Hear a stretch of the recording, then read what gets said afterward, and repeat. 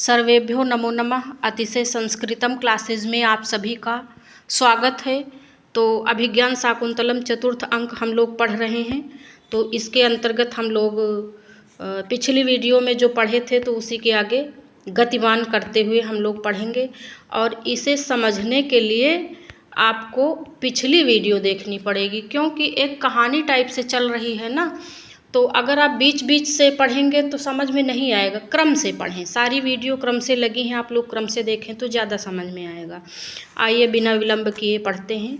शकुंतला भूयः पितरम आश्लिष्य। शकुंतला पिता का आश्लिष्य अर्थात आलिंगन करके या चिपट कर, आलिंगन करके, क्योंकि विदा हो रही है ना। तपश्चरण पीड़ितम तात शरीरम। तपस्या करने के कारण तात शरीरम, पिता का शरीर अत्यधिक दुबला पतला हो गया, कृश हो गया है। यहाँ पर तपश्चरण पीड़ितम का अर्थ है तपस्या करने के कारण दुबला पतला हो गया। अब पीड़ित का अर्थ दुखी मत लगाना, पीड़ित का अर्थ यहाँ पर दुबले पतले से है। और ये तपश्चरण पीड़ितम ये शरीर का विशेषण है, क्योंकि दोनों समान विभक्तियों में दिए हैं ना, तपश्चरण पीड़ितम और तात शरीरम। तन्माति मात्रम मम कृत उत्कंठस्सो। आप क्या कह रही हैं कि अब आप मेरे लिए दुखी मत होइए। माँ अति उत्कंठस्व लोट लकार का रूप है। आप हमारे लिए दुखी मत होइए। कौन कह रहा? शकुंतला कह रही। किससे कह रही हैं?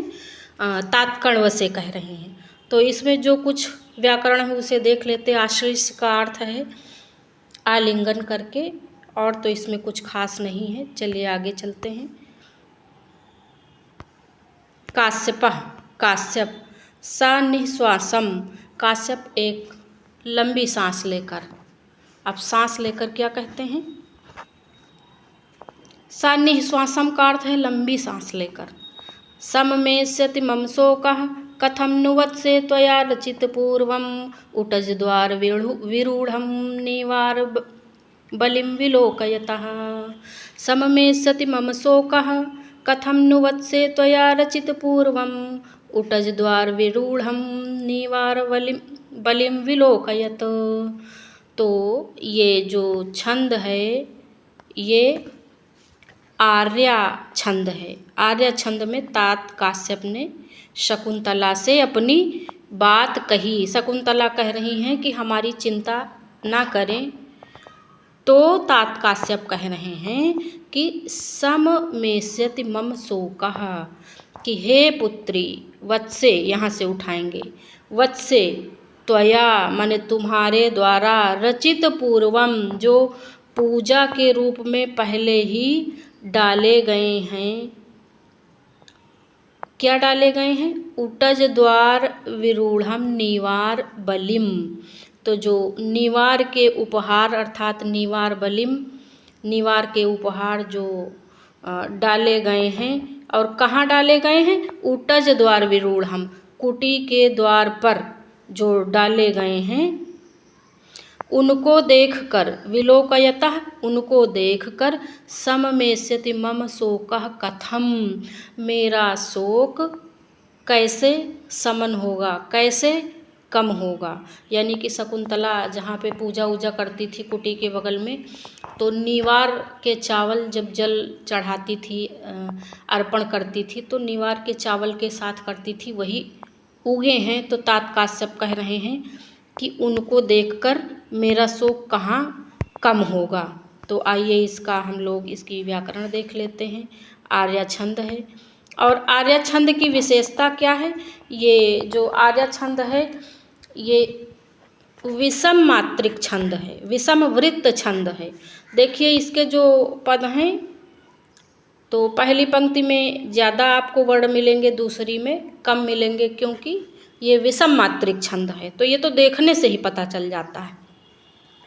तो देख लेते हैं। सममेष्यति माने शांत को प्राप्त करना, लेकिन कथम नु कैसे शांत को प्राप्त होंगे।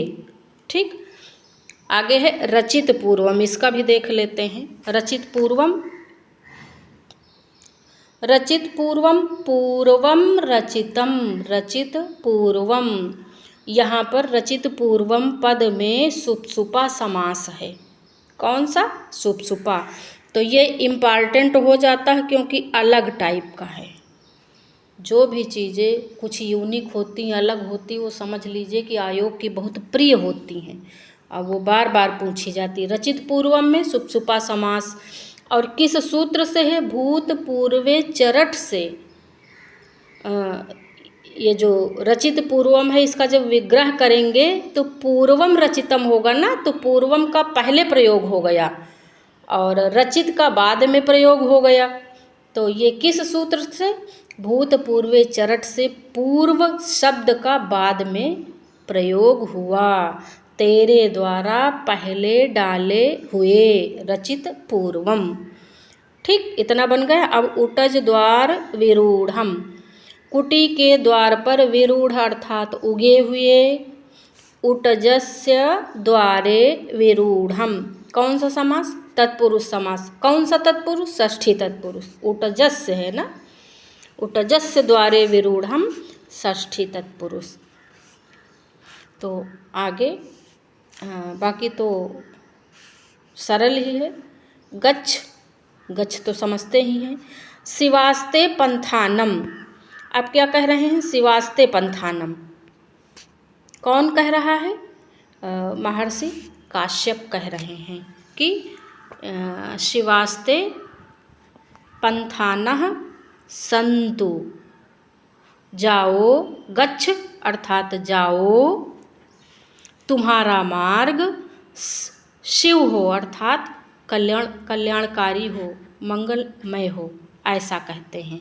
निष्क्रांता शकुंतला सहयायिनश्च, शकुंतला अपने सहयायियों के साथ अर्थात जो उनके साथ साथ जाने वाले, गमन करने वाले थे, उनके साथ प्रस्थान करती हैं। तो आइए आगे देखते हैं। अच्छा, आगे सेकंड पेज में ये यहाँ से, तो सेकंड पेज में हम लोग देखते हैं सख्यौ शकुंतलाम विलोक्य, हाधिक, हाधिक अंतर्हिता शकुंतला वनराज्या। सख्यौ अर्थात प्रियंवदा और अनुसुईया, शकुंतलाम विलोक्य, शकुंतला को देखकर, हाधिक, हाधिक हाय हाय, अंतर्हिता माने अंतर्धान हो गई, ओझल हो गई। शकुंतला वन राज्या, वन पंक्तियों से शकुंतला ओझल हो गई। ठीक, अंतर्हिता पद की व्याकरणात्मक टिप्पणी हमने पूर्व की वीडियो में बड़े अच्छे से बताया है। अंतर्हिता, अंतर्हितः, अंतर्हिते, ये तीन शब्द हैं। इनका प्रकृति प्रत्यय एक जैसा है लेकिन सबके लिए अलग अलग प्रयोग हुए हैं। अंतर्हिता शब्द शकुंतला के लिए, अंतर्हितः पद महर्षि कण्व के लिए, अंतर्हिते पद कमलिनी के लिए। एक श्लोक में आया है ना, अंतर्हिते शशिनिशैव कुमुदवती में दृष्टिम न नंदयति संस्मरणीय शोभा, ऐसा पहले शिष्य द्वारा बोला गया है ना, इस टाइप का श्लोक। तो वहाँ से समझ लेना, पिछली वीडियो में हमने बताया है। तो आगे चला जाए। अंतर्हिता, अंतर्धा कत धन टाप प्रत्यय ना, अंतर्हिता में धातु कौन सी है? अंतर्हिता में धा धातु है। धातु ये बहुत पूछी जाती हैं, लेकिन धा को ही आदेश दधातेर ही सूत्र से होता है। पिछली वीडियो में देख लेना, डिटेल से है। फिर है, आगे चला जाए।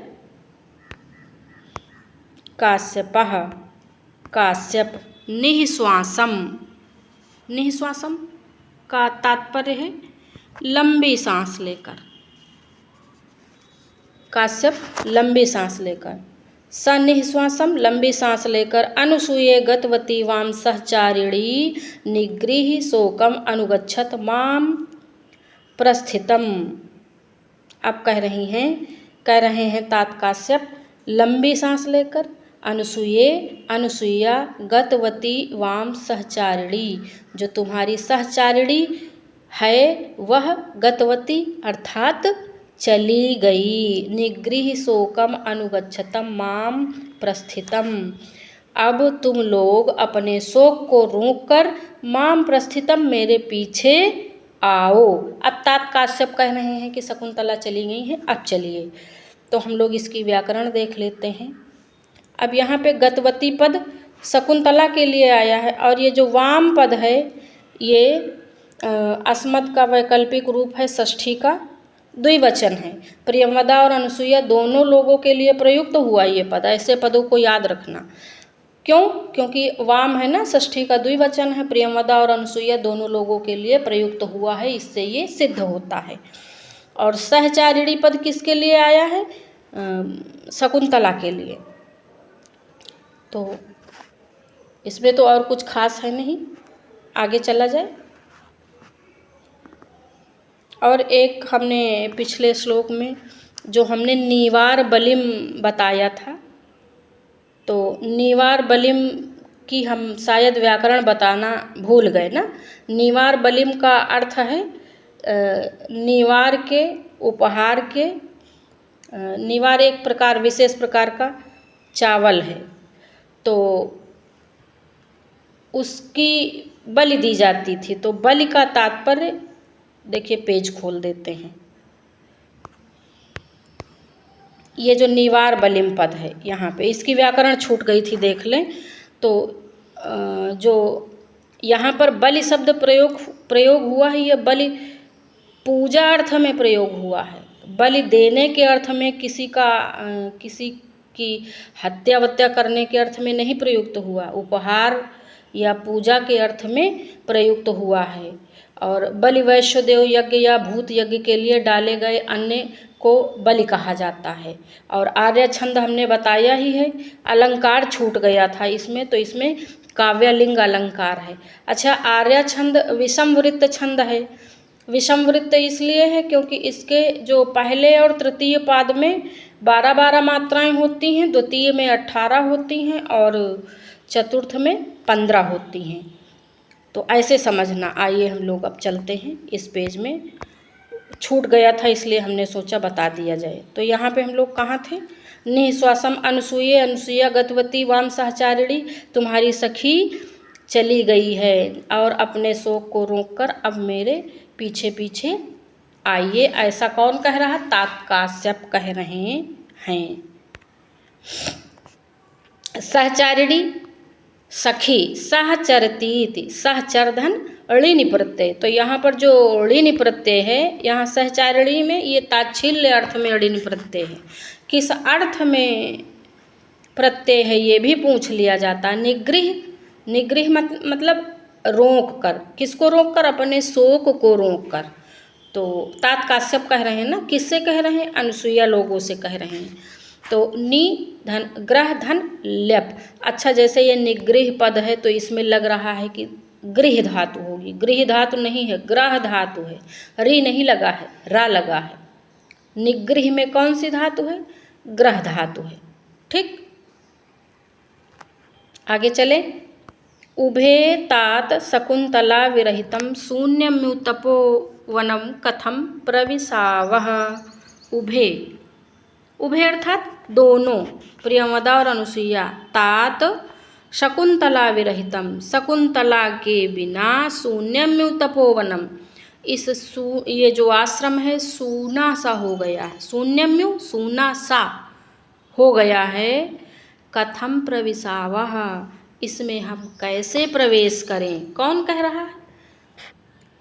दोनों सखियां कह रही हैं। ठीक, तो देख लेते हैं। शून्यम्यु, शकुंतला के बिना आश्रम सूना सा हो गया है।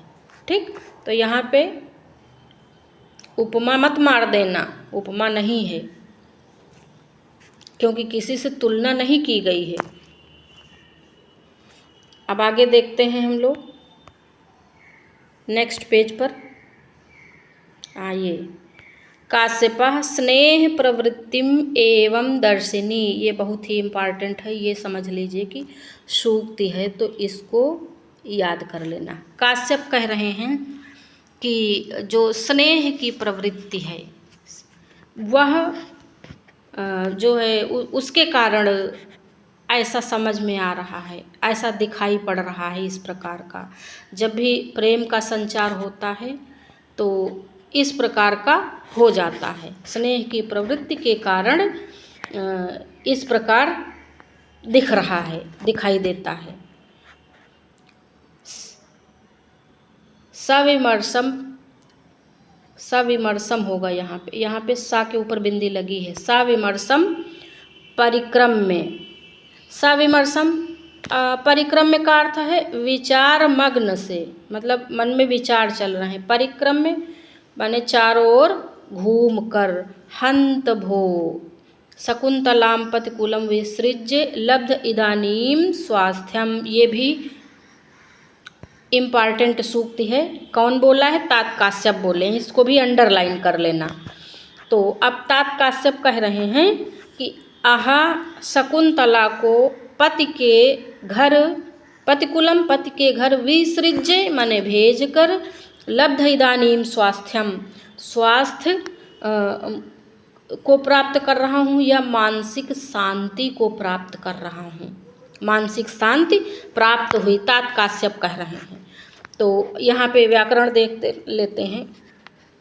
ये जो हंत भो पद आया है ना, ये हर्ष सूचक अव्यय है। यहाँ पर दो प्रश्न बनेंगे। पहले तो ये बनेगा कि पूछ लेंगे हंत भो किस प्रकार का शब्द है, तो अव्यय है। क्या है? अव्यय है।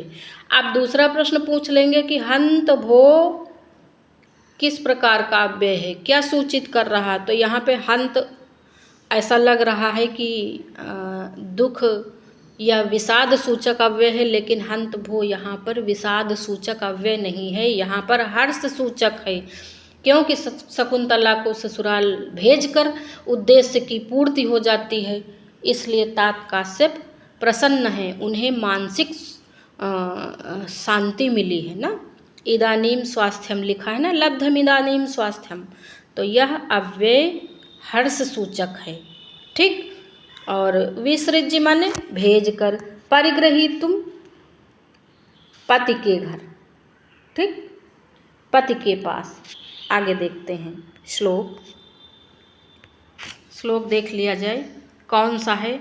और ये चतुर्थ अंक का अंतिम श्लोक है। कौन सा? अंतिम श्लोक, बहुत ही इम्पॉर्टेंट, तात काश्यप के द्वारा बोला गया। आइए देखते हैं। अर्थो हि कन्या परिकीय एव तामद्य संप्रेष्य परिग्रहीतुः जातो ममायं विशदः प्रकामं प्रत्यर्पितन्यास इवान्तरात्मा। अर्थो हि कन्या परिकीय एव तामद्य संप्रेष्य परिग्रहीतुः जातो ममायं विशदः प्रकामं प्रत्यर्पितन्यास इवान्तरात्मा। तो इस श्लोक में जो छंद है वो है इंद्रवज्रा। इंद्रवज्रा छंद है। सबसे पहले ये जान लेंगे, ये लास्ट श्लोक है, सबसे इम्पॉर्टेंट है। इसमें छंद कौन सा है? इंद्रवज्रा। स्यादिंद्रवज्रा यदि तो जगौगः, ऐसे इसका लक्षण है। और अलंकार कौन सा है? उत्प्रेक्षा अलंकार है, अभी हम सिद्ध करेंगे।